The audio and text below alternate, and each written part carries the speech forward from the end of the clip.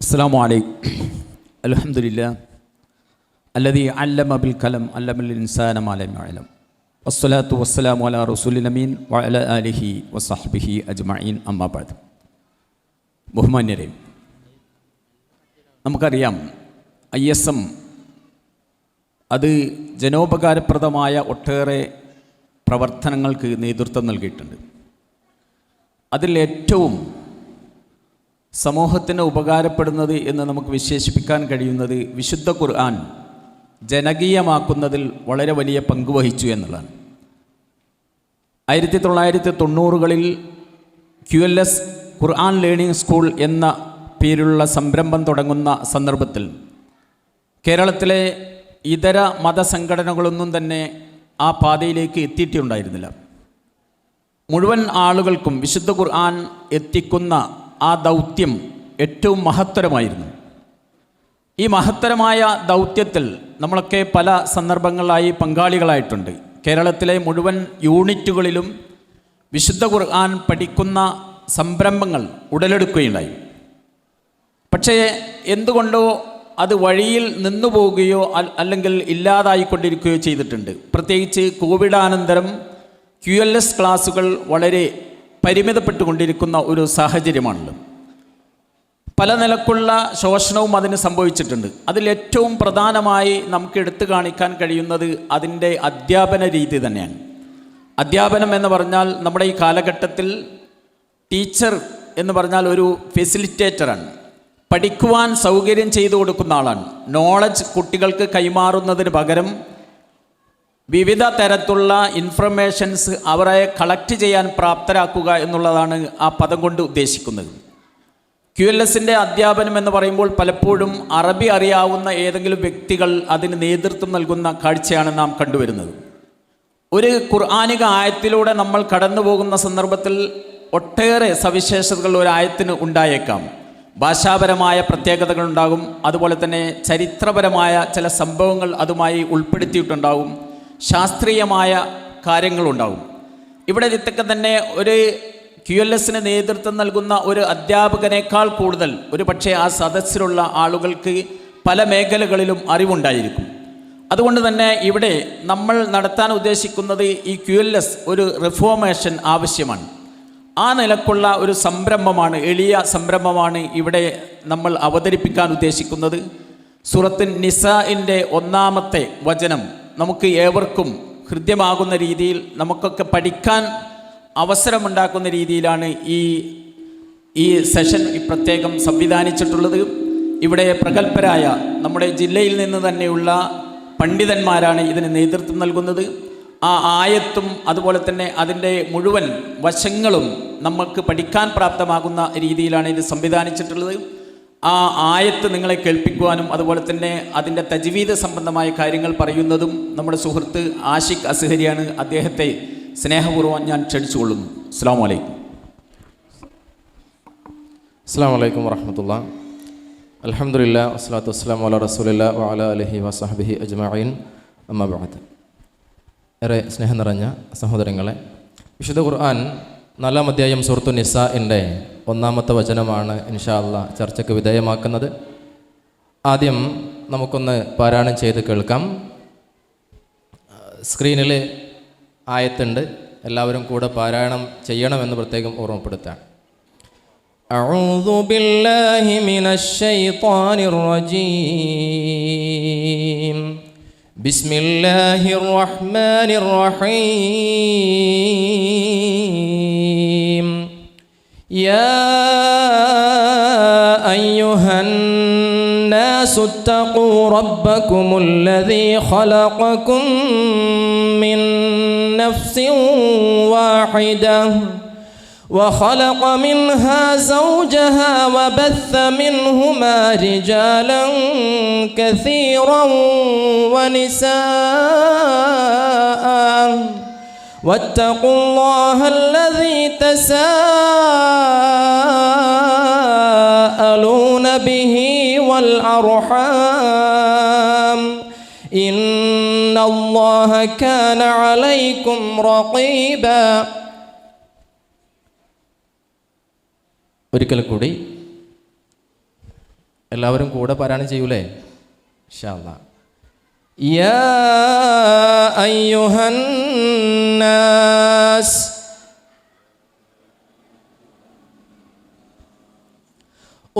اتقوا ربكم الذي خلقكم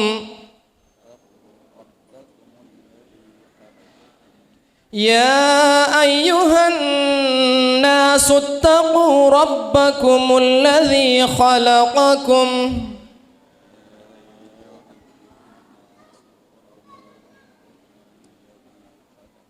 الذي خلقكم من نفس واحدة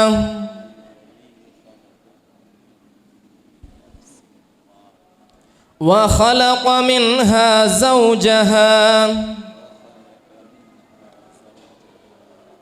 وبث منهما رجالا كثيرا ونساء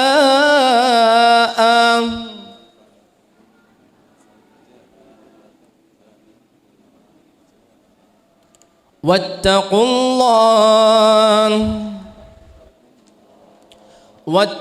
الله الذي تساءلون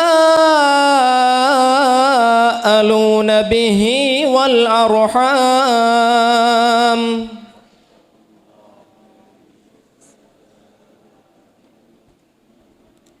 إن الله كان عليكم رقيبا.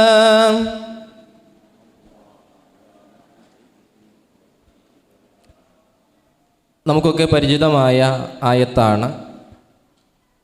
അതിൻ്റെ ഓരോ പദത്തിൻ്റെയും അർത്ഥം യാ അയ്യുഹന്നാസ്,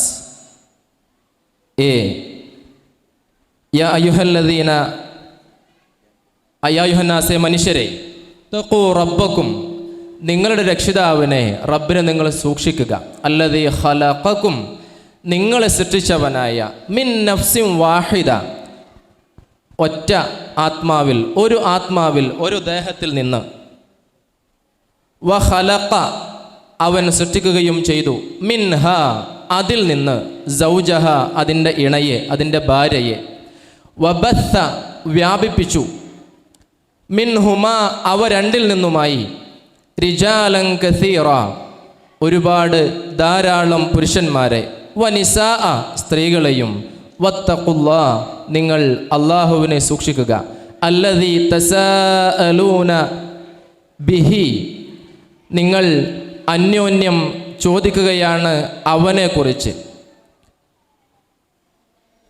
വൽ അർഹാം, കുടുംബ ബന്ധങ്ങളെയും കുറിച്ച്, ഇന്നല്ലാഹ, തീർച്ചയായും അല്ലാഹു, കാന, ആയിരിക്കുന്നു, ആകുന്നു, അലൈക്കും, നിങ്ങളുടെ മേൽ, റഖീബ, മേൽനോട്ടം വഹിച്ചവനായിരിക്കുന്നു. പരിപൂർണമായ ആശയം, മനുഷ്യരെ, ഒരേ ആത്മാവിൽ നിന്നും നിങ്ങളെ സൃഷ്ടിച്ചവനായ നിങ്ങളുടെ റബ്ബിനെ നിങ്ങൾ സൂക്ഷിക്കുവിൻ. അതിൽ നിന്ന് തന്നെ അതിൻ്റെ ഇണയെ സൃഷ്ടിക്കുകയും ആ രണ്ടാളിൽ നിന്നുമായി ധാരാളം പുരുഷന്മാരെയും സ്ത്രീകളെയും വ്യാപിപ്പിക്കുകയും ചെയ്ത റബ്ബിനെ, യാതൊരുവിൻ്റെ പേരിൽ നിങ്ങൾ അന്യോന്യം ചോദിച്ചു കൊണ്ടിരിക്കുന്നുവോ ആ അള്ളാഹുവിനെയും കുടുംബ ബന്ധങ്ങളെയും നിങ്ങൾ സൂക്ഷിക്കുവിൻ. തീർച്ചയായും അള്ളാഹു നിങ്ങളിൽ മേൽനോട്ടം ഉള്ളവനാകുന്നു.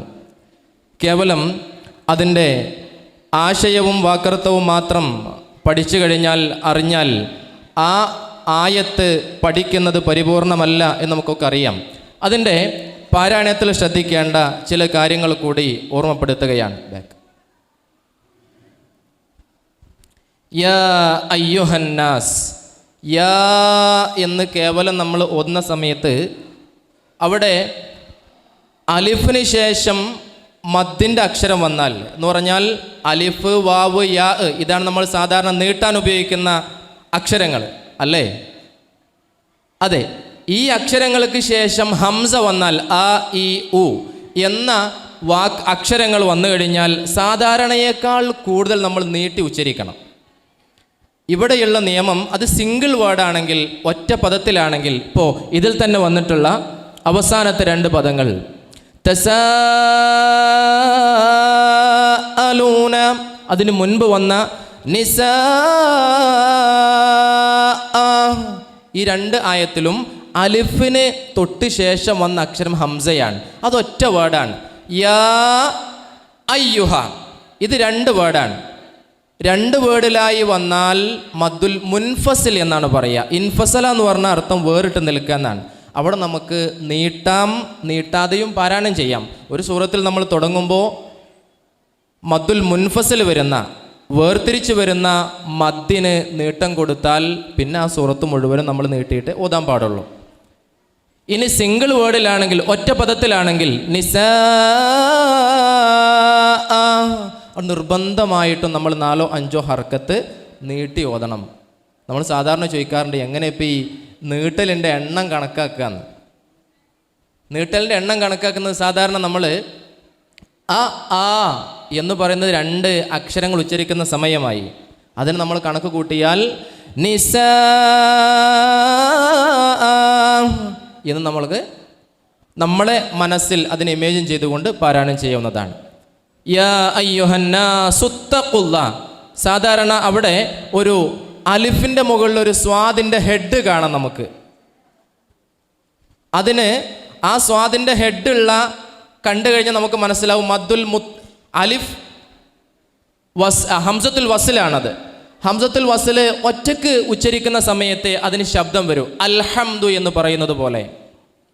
അതിന് തൊട്ട് മുൻപിൽ വാവ് ഇട്ട് കൊടുത്താൽ വൽഹംദു എന്നേ പറയുള്ളൂ. അതുകൊണ്ടാണ് യാ അയ്യുഹന്നാസ് എന്നതിലേക്ക് ഉത്തഖുല്ലാ എന്ന പദം നമ്മൾ ചേർക്കുമ്പോൾ ആ ഹംസയുടെ ഉച്ചാരണം, ഹംസത്തുൽ വസിലിൻ്റെ ഉച്ചാരണം നമ്മൾ ചെയ്യൂല.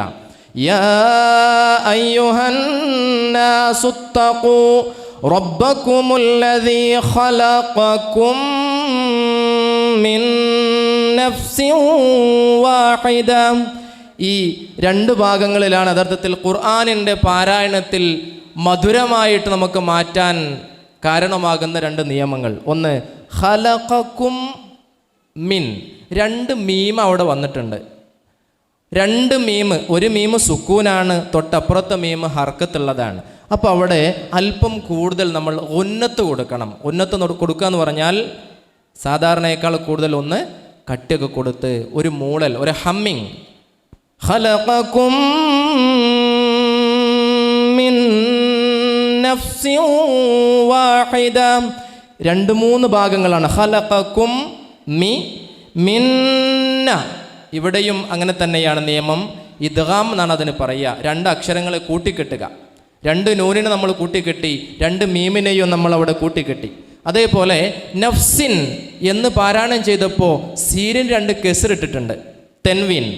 ആ തെൻവീനിനെയും നമ്മൾ തൊട്ടപ്പുറത്തുള്ള വാവിലേക്ക് ലയിപ്പിച്ചിട്ടാണ് അവിടെ ഓതേണ്ടത്.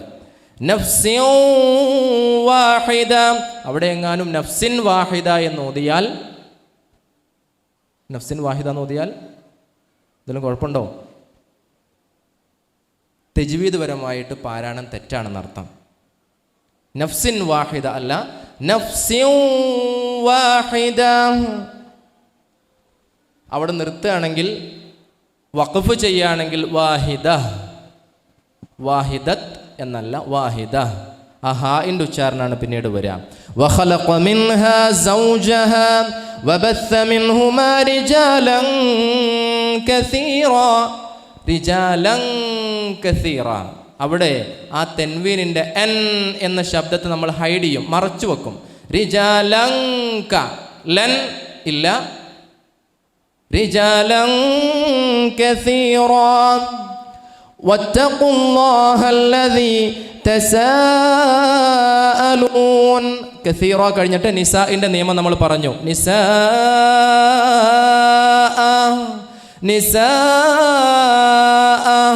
അവിടെ നിസാ എന്ന് നിർത്താൻ പാടില്ല. തെൻവിൻ ഫത്ഹ ആയതുകൊണ്ട് നിസാ എന്നാണ് നമ്മൾ നിർത്തേണ്ടത്.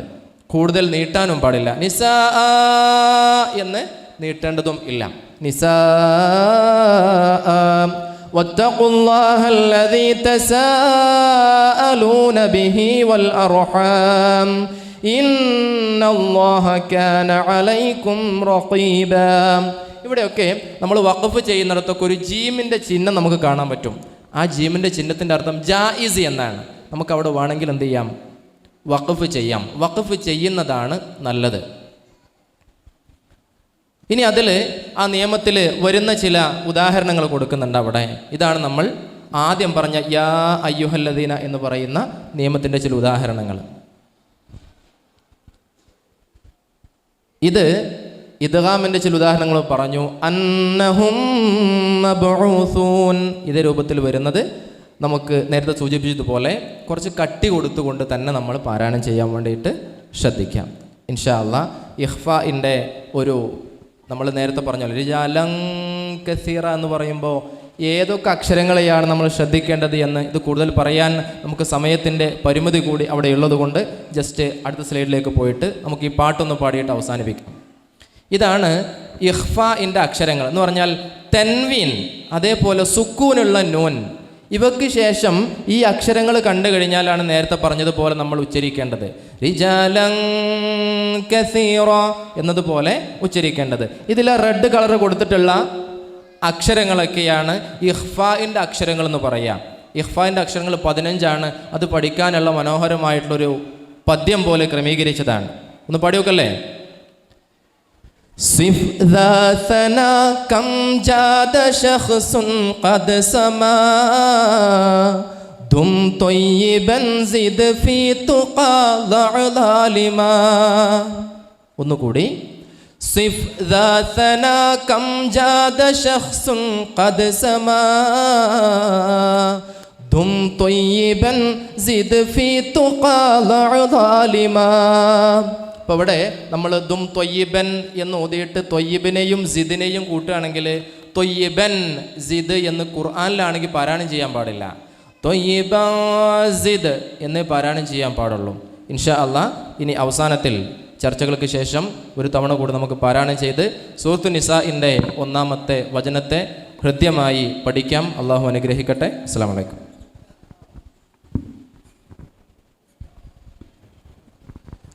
സഹോദരങ്ങളെ, അടുത്തതായി ഈ ആയത്തിൻ്റെ പദാനുപദ വിശകലനം, അതുപോലെ തന്നെ ഇതിൻ്റെ ഗ്രാമാറ്റിക്കൽ വശം, സാഹിത്യപരമായ പ്രയോഗങ്ങൾ, മറ്റു പ്രയോഗത്തിലെ സാധ്യതകൾ തുടങ്ങിയ കാര്യങ്ങൾ നമുക്ക് മുമ്പിൽ അവതരിപ്പിക്കുന്നത് ബഹുമാന്യനായ ഡോക്ടർ CP മുസ്തഫ സാറാണ്. അദ്ദേഹത്തെ ക്ഷണിക്കുന്നു. അസ്സലാമു അലൈക്കും വറഹ്മത്തുള്ളാഹി. നമ്മൾ ഇവിടെ പഠനവിധേയമാക്കുന്ന ആയത്തിൻ്റെ അതിൽ വിന്യസിച്ചിട്ടുള്ള പദങ്ങളുടെ തിരഞ്ഞെടുപ്പിൽ സൂക്ഷ്മത കാണിക്കുക വഴി അതിന് ഈ ആയത്തിന് ലഭിക്കുന്ന ആശയവൈപുല്യം എന്താണ്, അതിൽ തിരഞ്ഞെടുത്ത അതിസൂക്ഷ്മമായ പ്രയോഗങ്ങളുടെ ശാസ്ത്രീയമായ സാധ്യതകൾ എന്താണ്, അതോടൊപ്പം തന്നെ ഇതിൽ ഉപയോഗിച്ചിട്ടുള്ള ഭാഷകളുടെ സൗന്ദര്യം, അതിൻ്റെ ആശയവൈപുല്യത്തിന് അത് എത്രമാത്രം സാധ്യതയൊരുക്കുന്നു എന്ന നിലക്കുള്ള ഒരന്വേഷണമാണ് ഈ സമയപരിധിക്ക് ഉള്ളിൽ നിന്നുകൊണ്ട് ഇൻഷാ അല്ലാഹ് നമ്മൾ നിർവഹിക്കുന്നത്.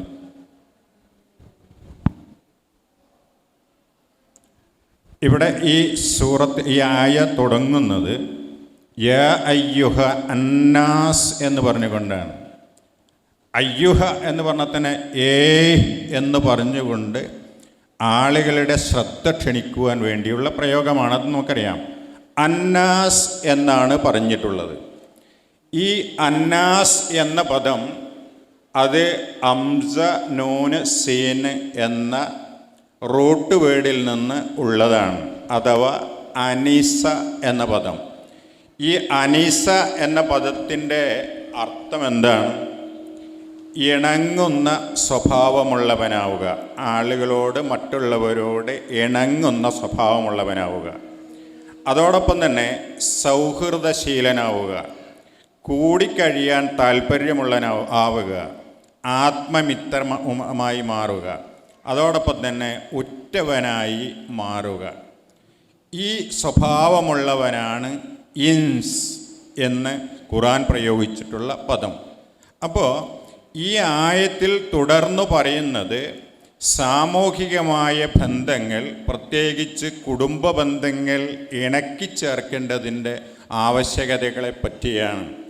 ആയതുകൊണ്ട് തന്നെ ബഷർ എന്ന പദം പ്രയോഗിക്കാമായിരുന്നു ഇവിടെ മനുഷ്യൻ എന്നതിന്. പക്ഷേ ഖുർആൻ തിരഞ്ഞെടുത്ത പദം അന്നാസ് എന്നാണ്. ഇണങ്ങിക്കഴിയുന്ന പ്രകൃതമുള്ളവൻ എന്നാണ്. സാമൂഹിക ബന്ധങ്ങളെ നിലനിർത്താൻ കഴിവുള്ളവനാണ് നീ എന്ന ബോധ്യം അവനെ ഉൾപ്പെടുത്തിക്കൊണ്ടാണ് ഈ പ്രയോഗം ഖുർആൻ നടത്തിയിട്ടുള്ളത്. ഇനി നോക്കൂ, അയ്യുഹന്നാസ് ജനങ്ങളെ എന്നാണ് ഇവിടെ പ്രയോഗിച്ചിട്ടുള്ളത്. അപ്പോൾ സൂറത്തു നിസായിലല്ലാത്ത മറ്റ് പലയിടങ്ങളിലും യാ അയ്യുഹല്ലദീന ആമനു എന്ന് പറഞ്ഞിട്ടുണ്ട്. പക്ഷേ ഇവിടെ അന്നാസ് എന്ന് പറയാൻ എന്താണ് കാരണം? അല്ലെങ്കിൽ ഇവിടെ ബഷർ എന്നോ അല്ലെങ്കിൽ മുഅ്മിൻ എന്നോ ഒന്നും പറയാതിരിക്കുവാനുള്ള കാരണം ഇതിൻ്റെ സംബോധന മുഴുവൻ മനുഷ്യരോടുമാണ്. എന്തുകൊണ്ട്? ഈ ആയത്ത് ചർച്ച ചെയ്യുന്ന വിഷയം സൃഷ്ടിപ്പിൻ്റെ ബേസ് എന്താണ്, അതോടൊപ്പം തന്നെ മനുഷ്യൻ്റെ സാമൂഹിക നിർമ്മിതിയുടെ ഘടകങ്ങൾ എന്തൊക്കെയാണ്, അതോടൊപ്പം തന്നെ ജീവിതത്തിൻ്റെ എല്ലാ മേഖലകളിലും തഖ്വ അഥവാ ജാഗ്രത പുലർത്തുന്നതിനെ സംബന്ധിച്ചാണ്.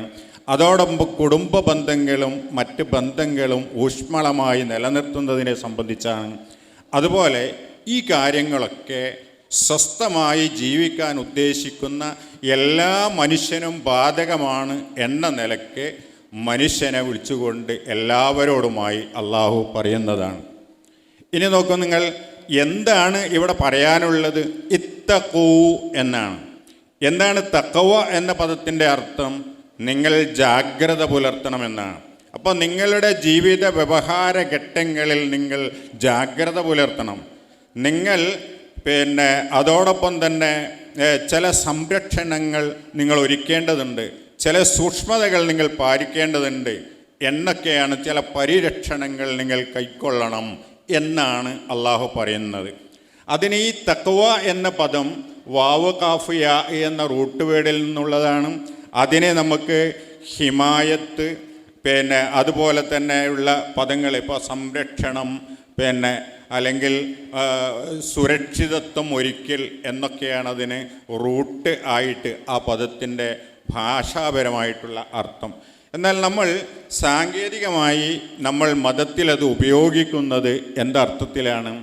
തഅനി ഇത്തിഖാദു വിഖായ മിൻ അദാബില്ലാ ബിഫിഅലി അവാമിരിഹി വജ്തിനാബി നവാഹിഹി എന്ന അള്ളാഹുവിൻ്റെ നിർദ്ദേശങ്ങളെ സ്വീകരിക്കുകയും അള്ളാഹു മാറി നിൽക്കാൻ പറഞ്ഞതിൽ നിന്ന് മാറി നിൽക്കുകയും പരമാവധി നന്മകൾ ചെയ്യുക എന്നാണ് അതിനെ സാങ്കേതികമായി. ഈ തഖ്വ അത് ചെയ്യുന്നയാളാണ് മുത്തഖി എന്നും വിശാലമായി അതിൻ്റെ അർത്ഥതലങ്ങളെ ഇവിടെ പ്രതിപാദിക്കാനുണ്ട്. സമയപരിധി മൂലം അതിനെ മാറ്റിവെക്കുകയാണ്. അങ്ങനെ ഭാഷാപരവും സാങ്കേതികപരവുമായിട്ടുള്ള ബന്ധങ്ങളെ നമ്മൾ എങ്ങനെ സമ്മേളിപ്പിക്കാൻ കഴിയും? അത്തഖ്വ തഅനിൽ ഹിമായ വൽ ഇഹ്തിറാസ്, സംരക്ഷണം സ്വീകരിക്കൽ എന്നാണ് ഭാഷാപരമായി അർത്ഥം. എന്നാൽ സാങ്കേതികപരമായി തഅനി ഹിമായത്തുൻ നഫ്സി മിൻ അദാബില്ലാഹി വസഇ നഹ്വൽ ഖൈർ, അള്ളാഹു വിലക്കിയിട്ടുള്ളതിൽ നിന്ന് മാറി നിൽക്കലും പരമാവധി നന്മകൾ ജീവിതത്തിൽ കൊണ്ടുവരലുമാണ് അതുകൊണ്ട് ഉദ്ദേശിക്കുന്നത്. അതോടൊപ്പം ഇത്തഖൂ എന്നാണ് പറഞ്ഞത്, ഉഅ്ബുദു എന്നെന്തുകൊണ്ട് പറഞ്ഞില്ല? അവിടെ ഇത്തഖൂ എന്ന പദം തിരഞ്ഞെടുക്കുവാനുള്ള സാധ്യത അതിന് എന്തു കാരണം കൊണ്ടായിരിക്കും? ആ തഖ്വ എന്നത് ഇബാദത്തിനേക്കാൾ പൊതുവായ ആമായിട്ടുള്ള ഒരു പ്രയോഗമാണ്. തഖ്വ ജീവിതത്തിൻ്റെ എല്ലാ മേഖലകളിലും ആവശ്യമാണ്. എന്നാൽ ഇബാദത്ത് എന്നത് ആരാധനാകർമ്മങ്ങളിൽ മാത്രം ചുരുങ്ങിപ്പോകുന്നു. നമസ്കാരം, നോമ്പ് എന്നിവ ഉദാഹരണം. അതോടൊപ്പം ഇത്തഖൂ എന്ന് ആ ആയത്തിൽ തന്നെ 2 തവണ പറഞ്ഞിട്ടുണ്ട്. ഖുർആൻ പരിശോധിച്ച് നോക്കുമ്പോൾ പദങ്ങൾ അത്യാവശ്യ പദങ്ങൾ മാത്രമാണ് പ്രയോഗിക്കുക. പക്ഷേ ഒരൊറ്റ ആയത്തിൽ 2 തവണ എന്തുകൊണ്ടത് പ്രയോഗിച്ചു എന്നത് അതിൽ പറയുന്ന കാര്യങ്ങളുടെ ജാഗ്രതയെ വളരെയധികം നിങ്ങൾ പുലർത്തണം എന്നതിന് വേണ്ടി ശക്തമായ പ്രയോഗമാണ് എന്ന് നമുക്ക് മനസ്സിലാക്കാൻ കഴിയും. അതോടൊപ്പം തന്നെ റബ്ബക്കും എന്നാണ് പറഞ്ഞത്. അവിടെ നിങ്ങളുടെ നാഥനെ നിങ്ങൾ സൂക്ഷിക്കണം, ജാഗ്രത പുലർത്തണം, അവൻ്റെ കൽപ്പനകളെ നിങ്ങൾ ശ്രദ്ധിക്കണം എന്ന് പറയുമ്പോൾ റബ്ബ് എന്ന പദമാണ് പറഞ്ഞിട്ടുള്ളത്. എന്താ റബ്ബ് എന്ന പദത്തിൻ്റെ അർത്ഥം? നിങ്ങൾക്ക് സംരക്ഷണമൊരുക്കിയവൻ, നിങ്ങളെ സൃഷ്ടിച്ചവൻ, നിങ്ങളെ സദാ പരിപാലിക്കുന്നവൻ, നിങ്ങളുടെ കാര്യത്തിൽ ജാഗ്രത പുലർത്തുന്നവൻ എന്ന. ശേഷം പറയുന്നത് സൃഷ്ടിപ്പിനെ സംബന്ധിച്ചാണ്.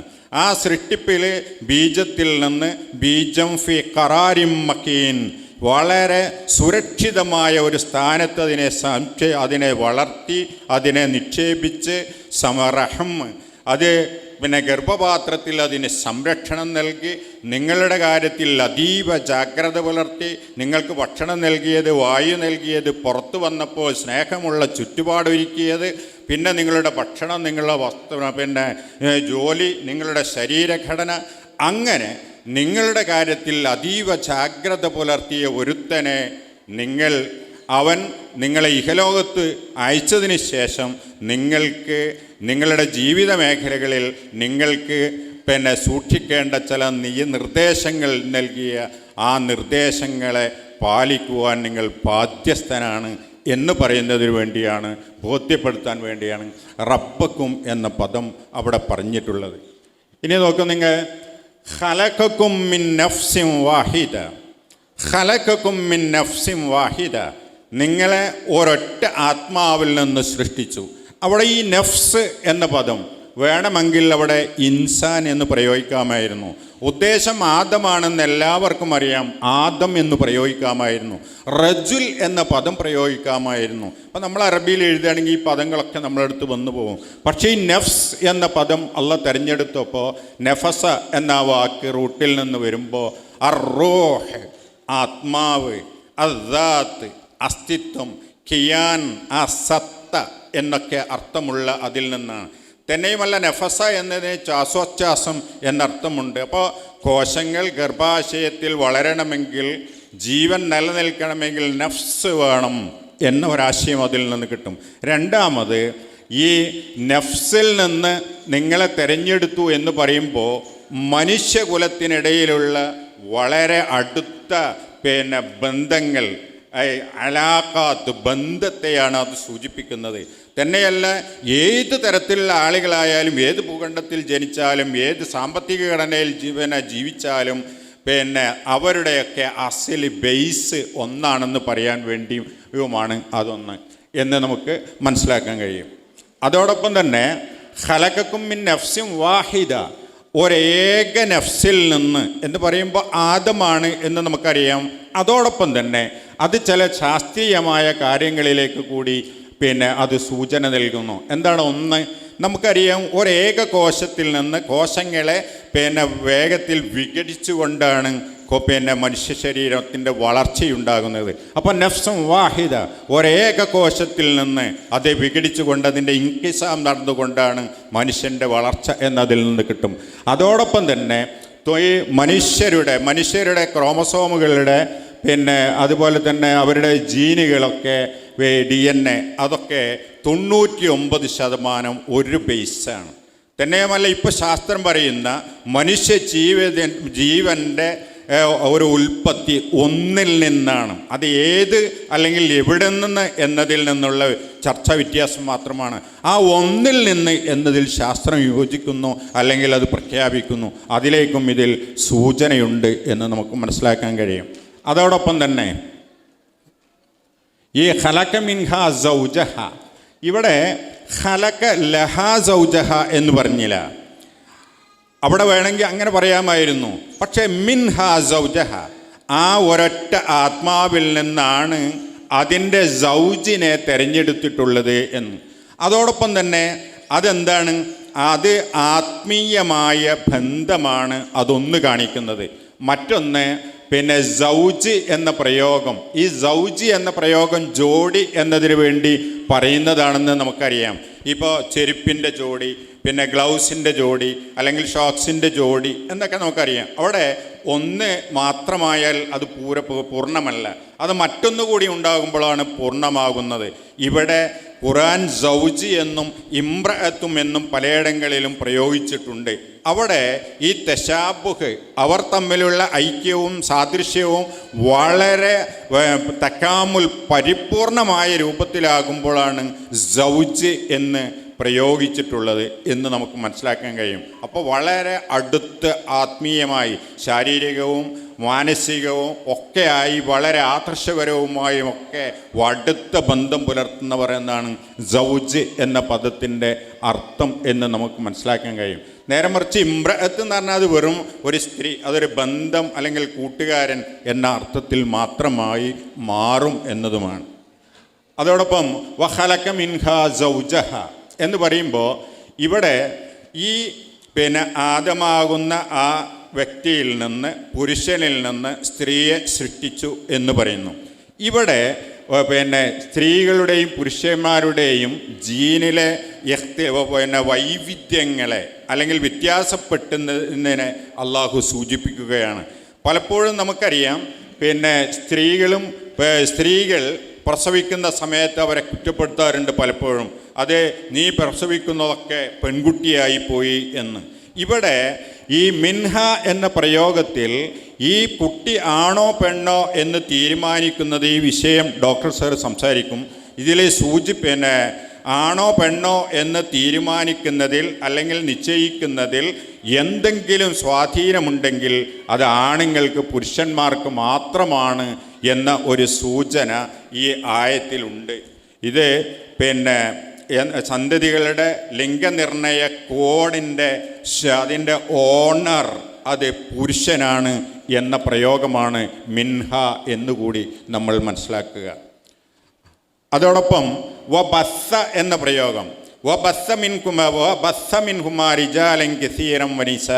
അവിടെ ബസ്സ എന്നതിൻ്റെ ആ റൂട്ടിൻ്റെ അർത്ഥത്തിൽ ബിമഅന നശറ വഫറക, അതോടൊപ്പം തന്നെ തഫ്രീഖ്, ഇന്തിശാർ, വിഭജിക്കൽ, അതോടൊപ്പം അൽ ഇന്തിശാറുൽ വാസി, വളരെ വേഗത്തിൽ പരക്കുക.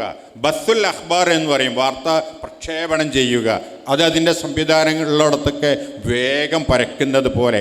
അപ്പോൾ ഇവിടെ ഈ ബസ് എന്നതിന് തഫ്രീഖ് എന്നുണ്ട്. അപ്പോൾ ഒരേക കോശം അത് വളരെ പെട്ടെന്ന് വിഭജിച്ച് അതിൻ്റെ വലുതാകുന്നതിൻ്റെ ആ സംഗതിയും, അതോടൊപ്പം അതിലുണ്ടായിത്തീരുന്ന സൃഷ്ടിയെ മനുഷ്യൻ ആണും പെണ്ണുമായി ഭൂലോകത്താകെ വേഗം പരത്തുന്നതിനും ഉള്ള പ്രയോഗമാണത്. നേരെ മറിച്ച് അവിടെ ബസ്സക്ക് പകരം ഖലക എന്ന് പ്രയോഗിക്കാമായിരുന്നു. പക്ഷേ അത് ആ സൂക്ഷ്മതലാർത്ഥത്തിൽ അത് ശരിയല്ല.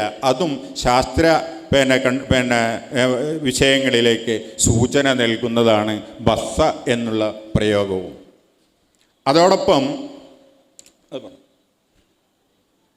ഇനിവിടെ റിജാലൻ കസീറൻ വനിസാ, ധാരാളം പുരുഷന്മാർ സ്ത്രീകളും എന്നേ പറഞ്ഞിട്ടുള്ളൂ.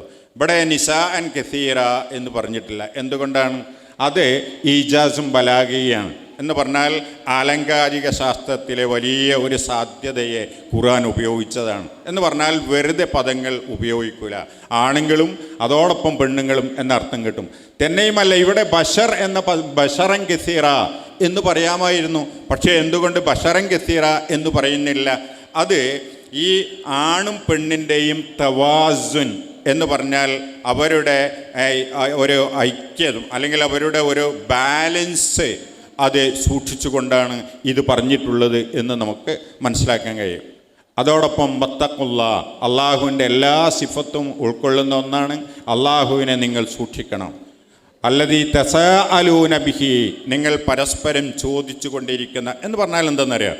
അതെന്താണെന്ന് വെച്ചാൽ അസ്അലുക ബില്ലാ എന്ന് ആളുകൾ പറയും. എന്ന് പറഞ്ഞാൽ അള്ളാഹുവിനെ വിചാരിച്ചുകൊണ്ട് നീ എൻ്റെ അവകാശങ്ങൾ അംഗീകരിക്കണം, അള്ളാഹുവിനെ വിചാരിച്ചുകൊണ്ട് നീ ഇത് ചെയ്യാതിരിക്കണം, അള്ളാഹുവിനെ വിചാരിച്ചുകൊണ്ട് നീ എന്നെ മറക്കാതിരിക്കണം എന്നൊക്കെ അവർ പരസ്പരം പറയുന്ന ഒരു ശൈലി ഉണ്ടായിരുന്നു.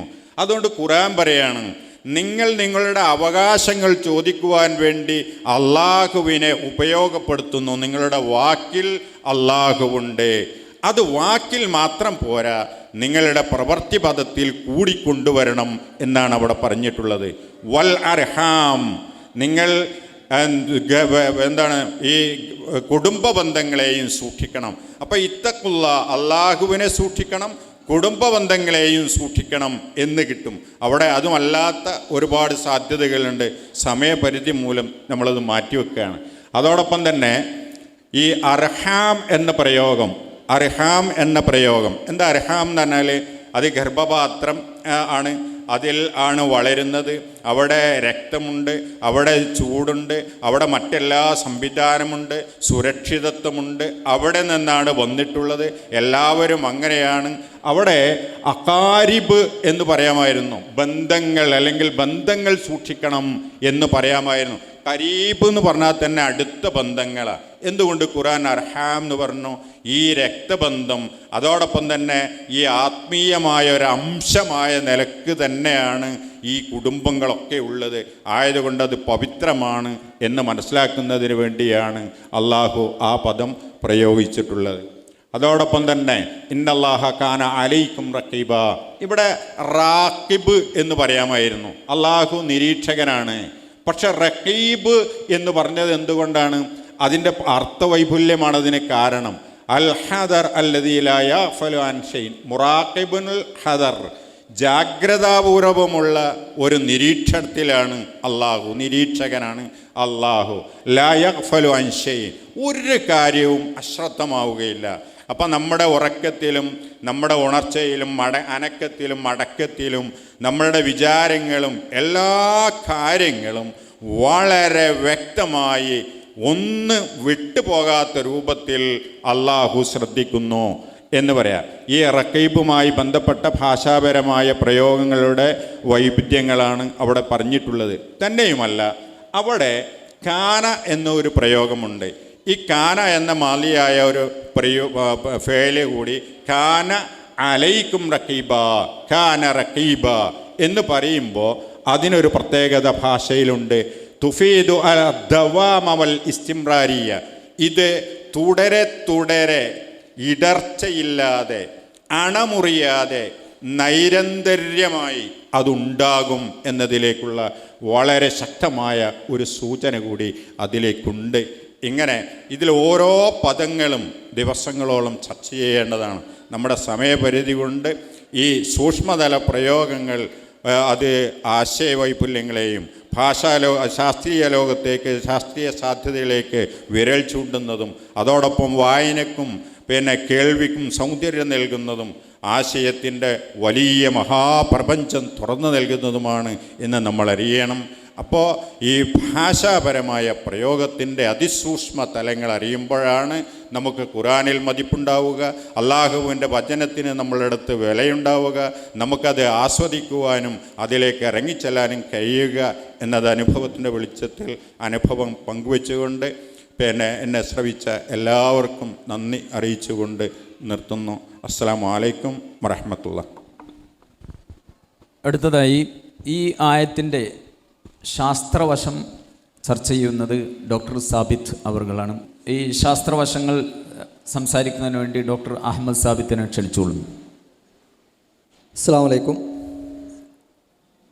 ഈ ആയത്തുമായി ബന്ധപ്പെടുത്തിയിട്ടുള്ള ഒരു 1-2 ശാസ്ത്രീയ വശങ്ങളാണ് ഇവിടെ സൂചിപ്പിക്കാൻ ഉദ്ദേശിക്കുന്നത്.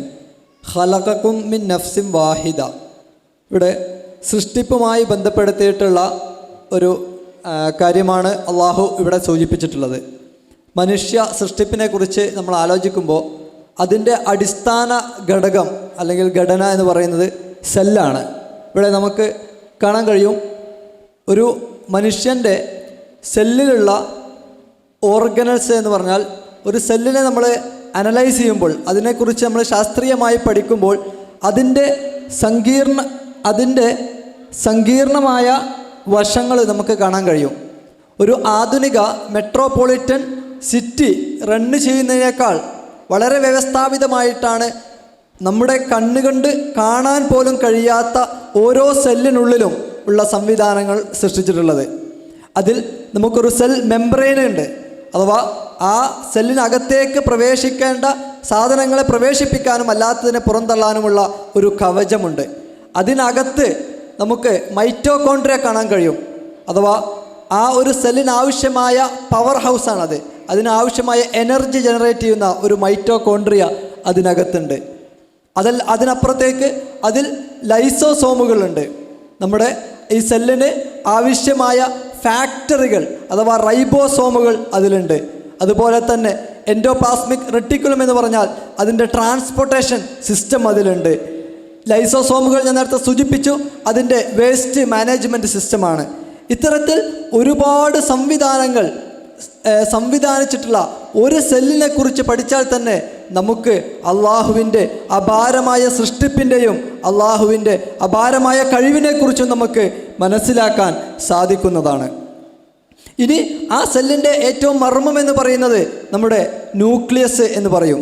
ഈ ന്യൂക്ലിയസിനകത്താണ് അതിൻ്റെ ക്രോമസോമുകൾ ഉള്ളത്.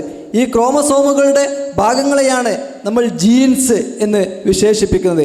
ഈ ജീൻസുകൾ ഉണ്ടാക്കിയിട്ടുള്ളത് DNA എന്ന് പറയുന്ന ഒരു ഘടകം കൊണ്ടാണ്. DNA കേവലം ചില കെമിക്കൽസ് കൊണ്ടാണ് രൂപപ്പെടുത്തിയിട്ടുള്ളത്. അപ്പോൾ ഈ ഒരു DNA എല്ലാ മനുഷ്യരുടെയും അല്ലെങ്കിൽ മുഴുവൻ ജീവജാലങ്ങളെയും എങ്ങനെയാണ് ഫിസിക്കലി പ്രവർത്തിക്കേണ്ടത് എന്ന് കോഡ് ചെയ്യപ്പെട്ട ഈ DNA സ്ഥിതി ചെയ്യുന്നത് നമ്മുടെ കണ്ണുകൊണ്ട് കാണാൻ കഴിയാത്ത ഈ സെല്ലിൻ്റെ അതിൻ്റെയും ചെറുതായിട്ടുള്ള അതിൻ്റെ മർമ്മത്തിൽ അല്ലെങ്കിൽ അതിലും ചെറുതായിട്ടുള്ള ഒരു ന്യൂക്ലിയസ് എന്ന് പറയുന്ന ഒരു സ്ഥലത്താണ് അത് സംവിധാനിച്ചിട്ടുള്ളത്. അപ്പോൾ നമ്മൾ ഈ ഒരു സൃഷ്ടിപ്പിനെ കുറിച്ച് അത് വളരെ വിശാലമായി കാണുന്നുണ്ട്. ഇനി അടുത്ത ആ ആയത്തെ തുടർന്ന് വഖലഖ മിൻഹാ സൗജഹ എന്നുള്ളതാണ് പറഞ്ഞിട്ടുള്ളത്. അപ്പോൾ ഈ ആണിൽ നിന്ന് തന്നെയാണ് അതിൻ്റെ ഇണയെയും കൂടി നമ്മൾ അള്ളാഹു സൃഷ്ടിച്ചിട്ടുള്ളത്. ഇവിടെ നമ്മൾ മനസ്സിലാക്കേണ്ട ഒരു കാര്യമാണ് എങ്ങനെയാണ് ആൺ പെൺ എന്ന് പറയുന്ന രണ്ട് വ്യത്യസ്തങ്ങളായ സ്വത്വങ്ങൾ രൂപപ്പെടുന്നത് എന്നുള്ളതാണ്. ഒരു സ്ത്രീയെ സംബന്ധിച്ചിടത്തോളം XX എന്ന് പറയുന്ന രണ്ട് സെക്സ് ക്രോമസോമുകളാണ് ഉള്ളത്. അതുപോലെ തന്നെ ഒരു പുരുഷനെ സംബന്ധിച്ചിടത്തോളം XY എന്ന് പറയുന്ന രണ്ട് ക്രോമസോമുകളാണുള്ളത്. അപ്പോൾ ഒരു പുരുഷനിൽ നിന്നാണ് പിന്നീട് വരുന്ന ആ കുട്ടി ആണാണോ അല്ലെങ്കിൽ പെണ്ണാണോ എന്ന് തീരുമാനിക്കപ്പെടുന്നത്. അതല്ലാതെ ഒരു സ്ത്രീയിൽ നിന്ന് ഒരിക്കലും എപ്പോഴും X എന്ന് പറയുന്ന ഒരു ക്രോമസോമുകൾ മാത്രമാണ് രൂപപ്പെടുന്നത്. 1400 വർഷങ്ങൾക്ക് മുമ്പാണ് ഈ ഒരു സംവിധാനം അല്ലെങ്കിൽ ഈ ഒരു ആയത്ത് അള്ളാഹു അവതരിപ്പിക്കപ്പെടുന്നത്. ഇവിടെ വീണ്ടും ചിന്തിക്കേണ്ട, പുതിയ കാലത്ത് നാം ചിന്തിക്കേണ്ട മറ്റൊരു വസ്തുത കൂടിയുണ്ട്. ജെൻഡർ പൊളിറ്റിക്സ് എന്നൊരു പക്ഷേ നിങ്ങൾ പലപ്പോഴും കേട്ടിട്ടുണ്ടാവും, അതല്ലെങ്കിൽ കേൾക്കാത്ത രക്ഷിതാക്കളുണ്ടാവും. ഇനിയും അത് കേൾക്കാത്ത രക്ഷിതാക്കൾ ഉണ്ടാവാൻ പാടില്ല എന്നുള്ളതാണ് നാം പറയേണ്ടത്. കാരണം മുതിർന്ന തലമുറയിൽ എന്താണ് ജെൻഡർ എന്നുള്ളതും എന്താണ് സെക്സ് എന്നുള്ളതും നിങ്ങളുടെ മക്കളെ വളരെ വ്യവസ്ഥാപിതമായിട്ട് സിനിമകളിലൂടെയും സീരിയലുകളിലൂടെയും അതല്ലെങ്കിൽ സോഷ്യൽ മീഡിയകളുടെയും റീൽസിലൂടെയൊക്കെ പഠിപ്പിച്ചുകൊണ്ടിരിക്കുന്ന ഒരു കാലമാണ് നടന്നുകൊണ്ടിരിക്കുന്നത്. ഇവിടെ അവർ പറയുന്നത് ജെൻഡർ എന്ന് പറഞ്ഞാൽ എനിക്ക് എന്താണോ തോന്നുന്നത് അതാണ് എൻ്റെ ജെൻഡർ എന്നുള്ളത്. അപ്പോൾ നമ്മളൊക്കെ കൃത്യമായിട്ട് നമുക്കൊക്കെ അറിയാം ആരാണ് ആണ് ആരാണ് പെണ്ണ് എന്നുള്ളത് നമുക്കാരും പറഞ്ഞു തരേണ്ട ആവശ്യമില്ല. അത് ശാസ്ത്രീയമായിട്ട് തന്നെ ബയോളജിക്കലി തന്നെ അനാറ്റമിക്കലി തന്നെ സൈക്കോളജിക്കലി തന്നെ ഒക്കെ വ്യത്യസ്തമായിട്ടുള്ള രണ്ട് അസ്തിത്വങ്ങളാണ് എന്ത് ആണ് പെണ്ണ് എന്ന് പറയുന്ന രണ്ട് അസ്തിത്വം. ഇവിടെ അവർ ജെൻഡർ എന്ന് പറയുന്ന ഒരു സാധനം അവർ പുതുതായിട്ട് സൃഷ്ടിക്കുകയും ഈ ജെൻഡർ എന്ന് പറഞ്ഞാൽ ഇപ്പോൾ ഞാൻ ഒരു ആണാണെങ്കിൽ പോലും ഒരു ബയോളജിക്കൽ ആണാണെങ്കിൽ പോലും എനിക്കൊരു പെണ്ണാണ് എന്ന് തോന്നുകയാണെങ്കിൽ ഞാൻ പെണ്ണായി പ്രഖ്യാപിക്കാം എന്നുള്ളതാണ് പുതിയ കാലത്ത് പുതിയ ഐഡിയകളുടെ ശാസ്ത്രത്തിൻ്റെ മറപിടിച്ച് വരുന്ന ഒരു സംഗതിയാണത്. ഒരുപക്ഷെ ശാസ്ത്രത്തെ പോലും ഹൈജാക്ക് ചെയ്തുകൊണ്ടാണ് ഇത്തരത്തിലുള്ള പ്രൊപ്പഗണ്ട നമ്മുടെ സമൂഹത്തിൽ അരങ്ങേറിക്കൊണ്ടിരിക്കുന്നത്. ഇവിടെ വളരെ കൃത്യമായിട്ട് ഖുർആൻ മുന്നോട്ട് വെക്കുന്ന ഒരു ആശയമുണ്ട്.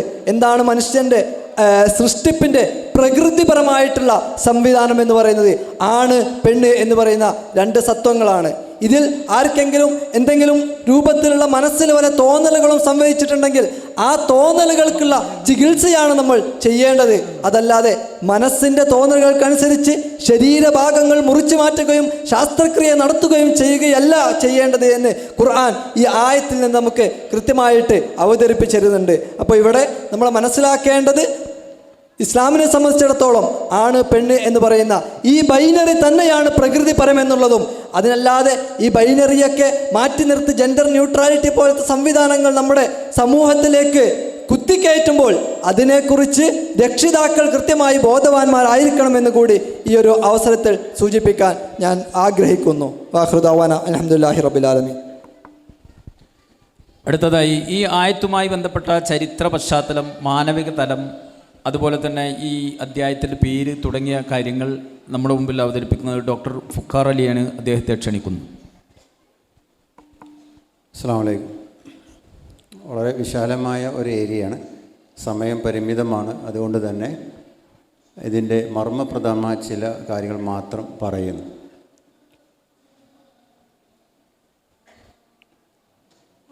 യാ അയ്യുഹന്നാസ്, ഹേ മനുഷ്യരെ എന്ന വിളി മാനവികതയുടെ സാഹോദര്യത്തിൻ്റെ വിളംബരമാണ്. ഇത് അവതരിപ്പിക്കപ്പെടുന്ന കാലഘട്ടത്തിൽ മനുഷ്യകുലത്തിൽപ്പെട്ട മുഴുവൻ മനുഷ്യരെയും മനുഷ്യരായി കാണുന്ന മനോഭാവം ഇല്ലായിരുന്നു. അറേബ്യയിൽ 100-ലധികം ഗോത്രങ്ങൾ. അവർ അഹങ്കരിച്ചും ആഢ്യത നടിച്ചും പരസ്പര വൈരികളായി കഴിഞ്ഞുകൂടിയിരുന്നു. പരസ്പരം അങ്ങോട്ടും ഇങ്ങോട്ടും അംഗീകരിച്ചിരുന്നില്ല. അറേബ്യയിൽ മാത്രമല്ല, ലോകത്ത് യൂറോപ്പിൽ, പടിഞ്ഞാറൻ യൂറോപ്പിലും കിഴക്കൻ യൂറോപ്പിലും അവിടെ ഫ്യൂഡലിസം ഉണ്ടായിരുന്നു.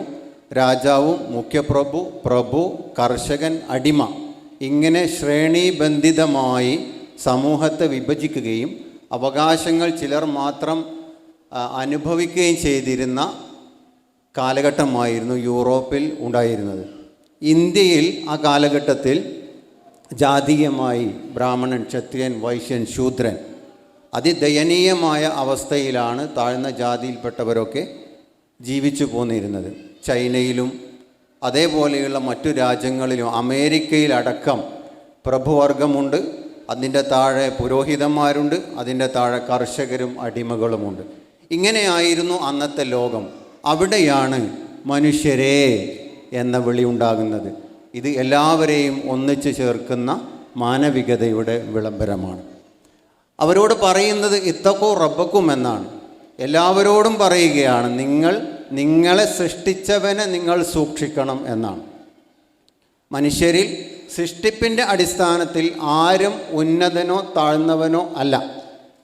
വ്യത്യാസമുണ്ടാകുന്നത് തഖ്വയുടെ കാര്യത്തിൽ മാത്രമാണ്. ആരാണ് നിങ്ങളെ സൃഷ്ടിച്ചവനെ കാര്യമായി സൂക്ഷിച്ചു വരുന്നത്, അവരാണ് നിങ്ങളിൽ ഉത്തമൻ. അത് മറ്റൊരിടത്ത് സമാനമായ ആശയം പറയുന്ന സൂറത്ത് ഹുജറാത്തിൽ അത് പറയുന്നുണ്ട്, ഇന്ന അക്റമക്കും ഇൻദല്ലാഹി അത്ഖാക്കും എന്നുള്ളത്. സമൂഹ ബന്ധങ്ങൾ, അതിനെക്കുറിച്ചാണ് ഇതിൽ മറ്റൊന്ന് പറയുന്നത്. അതിനെക്കുറിച്ച് നേരത്തെ പദവിശകലനം നടത്തിയപ്പോൾ ആഴത്തിൽ നമ്മൾ മനസ്സിലാക്കിയിട്ടുണ്ട്. അർഹാം എന്ന് പറയുന്ന ബന്ധം, സാമൂഹ്യ ബന്ധങ്ങൾ നിലനിൽക്കുന്നിടത്താണ് സമൂഹം സുരക്ഷിതമാകുന്നത്. അങ്ങനെ ഒരു സാമൂഹിക പശ്ചാത്തലം അതും ഇതിനുണ്ട്. ഇത് അവതീർണമാകുന്ന കാലഘട്ടത്തിൽ ഇത്തരത്തിൽ സമൂഹത്തിലുള്ള അന്തരങ്ങളുണ്ടായിരുന്നു. ബന്ധങ്ങൾക്ക് വില കൽപ്പിച്ചിരുന്നില്ല. ഇണകളായി ജീവിക്കുന്നവർ പോലും ഇണകളായി കാണാത്ത ഒരു സമൂഹമായിരുന്നു അന്നുണ്ടായിരുന്നത്. മറ്റൊന്ന് കടന്നു വരുന്നത് ജെൻഡറുമായി ബന്ധപ്പെട്ട വിഷയമാണ്. സ്ത്രീ, പുരുഷൻ, ഈ രണ്ട് വിഭാഗമാണ് മനുഷ്യരിൽ ഉള്ളത്. എന്നാൽ ഇവിടെ ഇന്ന് നടക്കുന്ന ചർച്ചകളിൽ ഏറ്റവും പ്രസക്തമായത് സ്ത്രീകൾക്ക് അവർ അർഹിക്കുന്ന സ്ഥാനമോ ജെൻഡർ ഇക്വാലിറ്റി, തുല്യതയോ ലഭിക്കുന്നില്ല എന്നാണ്. ഈ അദ്ധ്യായത്തിൻ്റെ പേര് തന്നെ സ്ത്രീകൾ എന്നാണ്. മാനവകുലത്തിനാകമാനം അവതീർണമായ വിശുദ്ധ ഖുർആൻ, അതിൽ ഒരധ്യായത്തിൻ്റെ പേര് സ്ത്രീകൾ എന്നാണ്. പുരുഷൻ എന്നൊരധ്യായത്തിന് പേരില്ല. അത് സ്ത്രീകൾക്കുള്ള സ്ഥാനം കൊടുക്കലാണ്. സൂറത്ത് അൻ-നിസ. അന്നത്തെ അവസ്ഥ വളരെ പരിതാപകരമാണ്. സ്ത്രീകളെ ഉപഭോഗ വസ്തുവായി കാണുന്നു. അവരുടെ സുഖലോലുപതയുടെ ഒരു വഴി മാത്രമായി കണ്ടിരുന്ന കാലത്താണ് ഈ ഖുർആൻ ഇറങ്ങുന്നതും സ്ത്രീകൾ എന്ന അധ്യായമിടുന്നതും.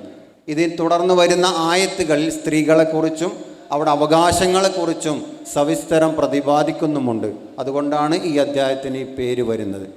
മറ്റൊരു പ്രയോഗം സൗജ് എന്ന, ഇണ എന്ന പ്രയോഗമാണ്. വളരെ മനോഹരമായി ചരിത്രത്തിലേക്ക് ചേർത്ത് വയ്ക്കേണ്ട ഒരു പ്രയോഗമാണത്. കുടുംബം എന്ന് പറയുന്നത് തുടങ്ങുന്നത് ഇണകളായി ജീവിക്കാൻ തുടങ്ങുമ്പോഴാണ്.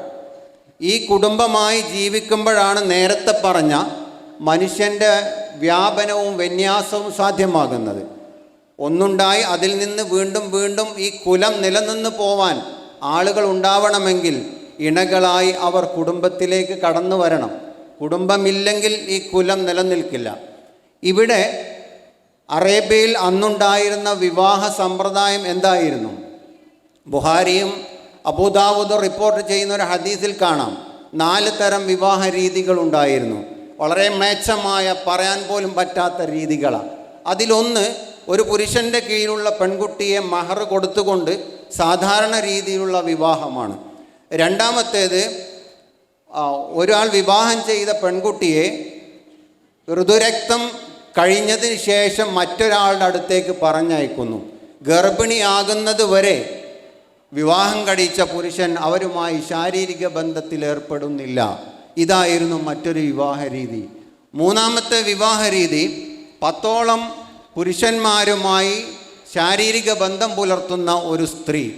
അതിൽ കുഞ്ഞുണ്ടായി കഴിഞ്ഞാൽ പ്രസവിച്ച ശേഷം അവരെയൊക്കെ വിളിച്ചുകൂട്ടി ഇഷ്ടപ്പെട്ട ഒരാളെ ചൂണ്ടിക്കാണിച്ചുകൊണ്ട് ഇയാളാണ് കുട്ടിയുടെ പിതാവെന്ന് പറയുന്ന വ്യവസ്ഥ. നാലാമത്തെ വ്യവസ്ഥ, ഒരുപാട് ആളുകളുമായി ശാരീരിക ബന്ധം പുലർത്തി ജീവിക്കുന്നു. എന്നിട്ട് എല്ലാവരെയും വിളിച്ചു കൂട്ടിയിട്ട് അതിൽ ഒരാളെ പ്രഖ്യാപിക്കുന്ന രീതി. ഇങ്ങനെ വ്യത്യസ്തമായ മോശമായ രീതിയിലാണ് അന്നത്തെ വിവാഹ സമ്പ്രദായം. ഇതിനപ്പുറത്തേക്ക് സ്വന്തം പിതാവിൻ്റെ 2ാം ഭാര്യയെ പിതാവ് മരിച്ച ശേഷം മക്കൾ വിവാഹം കഴിക്കുന്ന രീതി വരെ ഉണ്ടായിരുന്നു. അവിടെയാണ് യഥാർത്ഥ കുടുംബ വ്യവസ്ഥയിൽ ഇണകളായി കഴിയണമെന്ന പ്രഖ്യാപനം ഉണ്ടാകുന്നത്. മാത്രവുമല്ല, ഇത്തരത്തെ വിവാഹ രീതി മാറി അത് 4ലേക്ക് ചുരുക്കി കൊണ്ടുവന്നുകൊണ്ട് പ്രകൃതത്തെ അംഗീകരിക്കുന്ന വിവാഹ രീതി പഠിപ്പിച്ചതും ഈ ആയത്തിന് ശേഷമാണ്.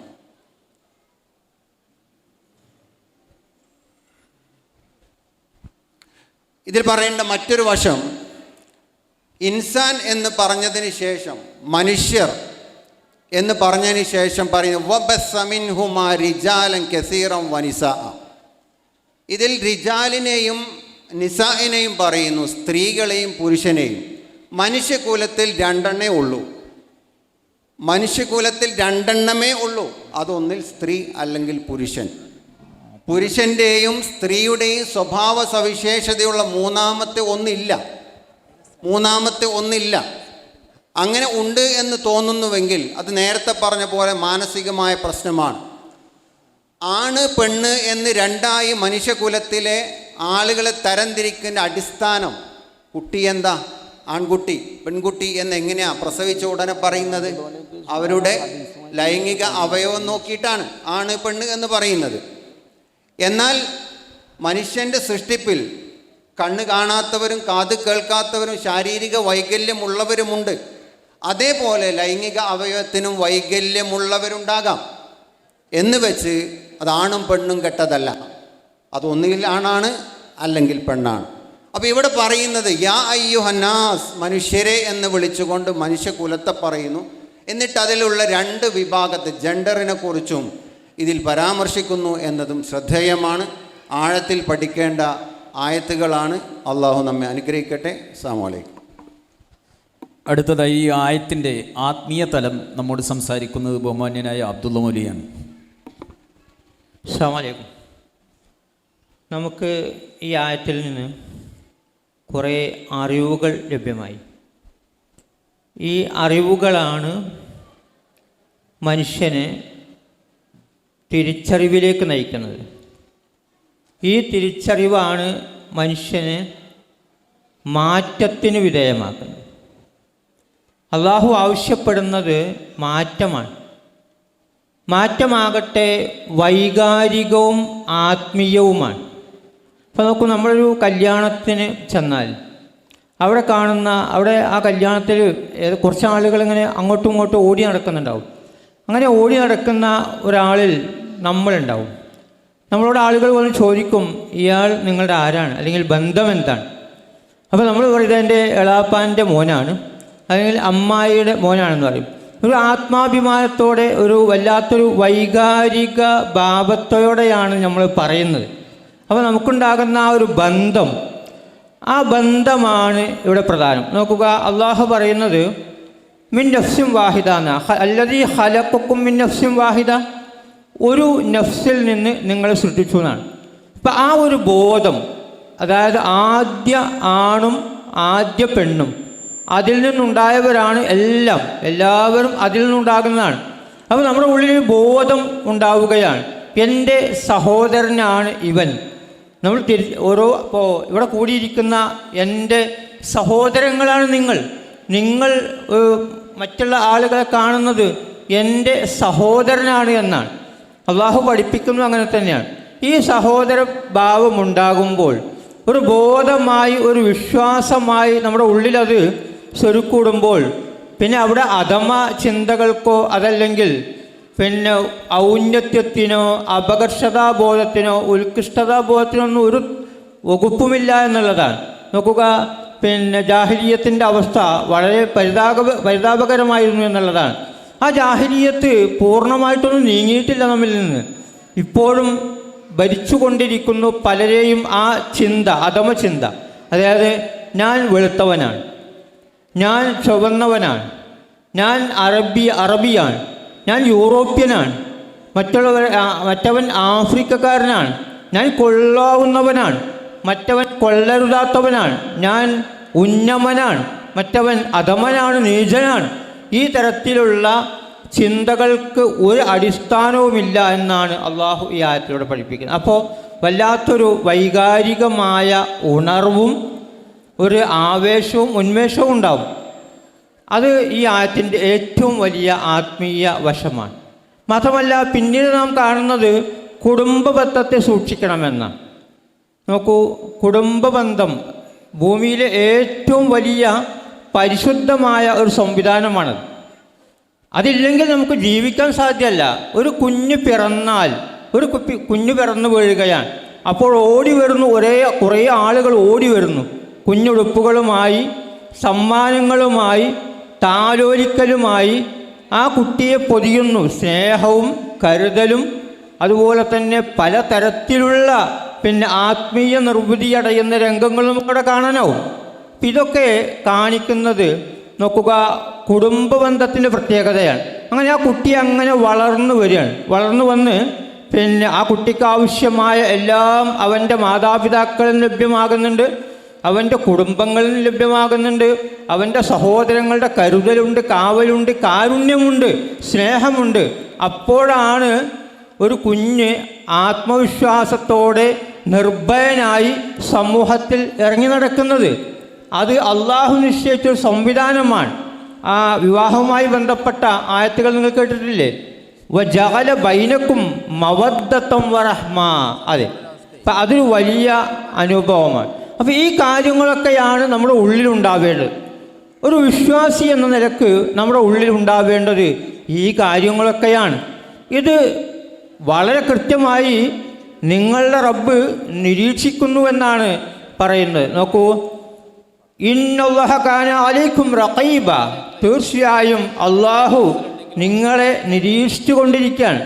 നിങ്ങളുടെ ഉള്ളും പുറവുമൊക്കെ വളരെ കൃത്യമായി ഉറങ്ങാതെ മയങ്ങാതെ, ലാ തഅഖുദുഹു സിനത്തും വലാ നൗം. ഒന്ന് ഉറങ്ങിയിട്ടുണ്ടെങ്കിൽ പറ്റിയിരുന്നു, ഒന്ന് മയങ്ങിയിട്ടുണ്ടെങ്കിൽ പറ്റിയിരുന്നു. ഇല്ല, അള്ളാഹു ഉറങ്ങുന്നില്ല, മയങ്ങുന്നില്ല. അള്ളാഹു ഒന്ന് മറന്നിരുന്നുവെങ്കിൽ നമ്മൾ ആഗ്രഹിക്കുന്നുണ്ട്, പക്ഷേ മറക്കുന്നില്ല. മാത്രമല്ല പിഴവ് പറ്റുന്നില്ല. ഇന്ന റബ്ബി ലാ യളില്ലു വലാ യൻസ, എൻ്റെ റബ്ബ് ഒരിക്കലും പിഴക്കുകയോ മറക്കുകയോ ചെയ്യുന്നില്ല. അപ്പോൾ മറക്കാതെ, പിഴക്കാതെ, ഉറങ്ങാതെ, മയങ്ങാതെ വളരെ കൃത്യതയോടെ നമ്മെ നിരീക്ഷിച്ചു കൊണ്ടിരിക്കുന്ന ഒരു സൃഷ്ടാവിനെയാണ് സൂറത്തുൻ നിസായിലെ ഈ ആയത്തിൽ പരിചയപ്പെടുത്തുന്നത്.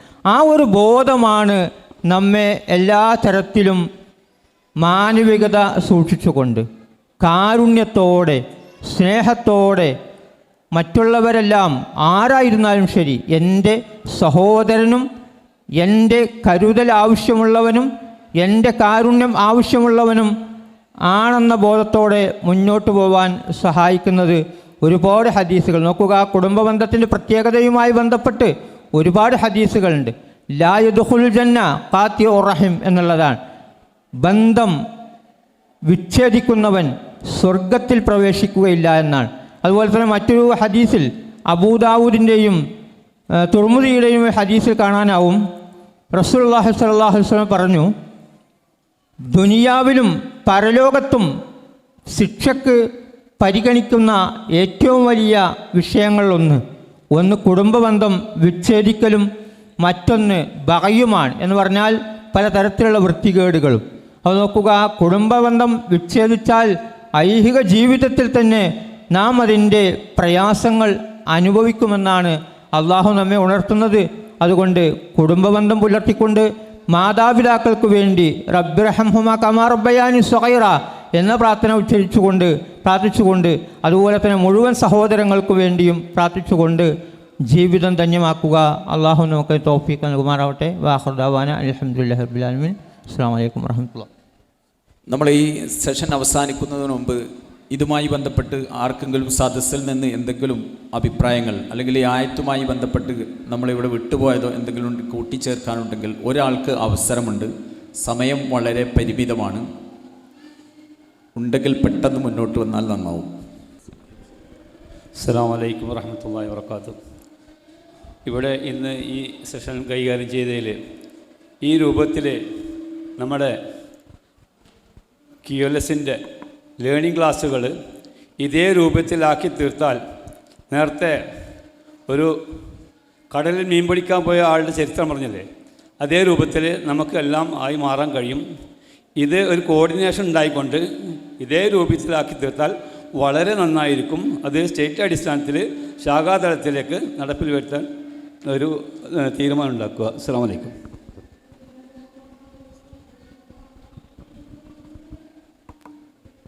നമ്മൾ ഈ ബോർഡിൽ ഒരു ഹദീസ് കാണാം. ഇതുമായി ബന്ധപ്പെട്ട് കൂടുതൽ സംസാരിക്കുന്നില്ല. ഇതിൽ ഒരു പദം മാത്രമാണ് ഞാൻ ഫോക്കസ് ചെയ്യുന്നത്. വയത്തദാറസൂനഹു. ഒരു സ്ഥലത്ത് സത്യവിശ്വാസികളായ ആളുകൾ ഒരുമിച്ച് കൂട്ടുകയും വിശുദ്ധ ഖുർആൻ പാരായണം ചെയ്യുകയും പിന്നീട് നടക്കുന്ന ഒരു കാര്യം വയത്തദാറസൂന, അവർ പരസ്പരം പഠിക്കുക എന്നുള്ളതാണ്. സാധാരണ നമ്മൾ ഒരാൾ ഒറ്റയ്ക്കിരുന്ന് പഠിക്കുന്നതും പരസ്പരം ചർച്ച ചെയ്ത് അതിൻ്റെ മുഴുവൻ വശങ്ങളും വളരെ കൃത്യമായി വിശകലനം ചെയ്ത് പഠിക്കുന്നതും പ്രത്യേകത തന്നെയാണ്. ഇവിടെ ഈ ഹദീസിൽ വളരെ കൃത്യമായി പറയുന്ന ഒരു ആശയമാണിത്. നമ്മുടെ ഖുർആൻ പഠന രീതി ഈ രീതിയിലാക്കുവാനുള്ള ഒരു എളിയ ശ്രമമാണ് നമ്മളിവിടെ നടത്തിയത്.